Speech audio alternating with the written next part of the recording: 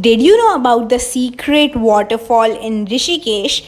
If no, so let's come along. You can trek along or go by the car because more than half of the path can be covered by car, and then you'll have to park your car थोड़ा सा नीचे. उसके बाद आपको चलना पड़ेगा and you'll see these small waterfalls, but this is not our destination.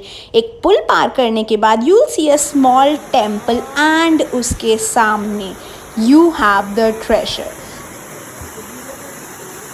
the secret waterfall, and it is so huge and clean that you can even swim over there. तो इस झरने के नीचे आप बहुत मज़ा कर सकते हैं एंड थोड़ा सा और ऊपर चढ़ने के बाद you can see this very pretty view. So tell me, when are you going there?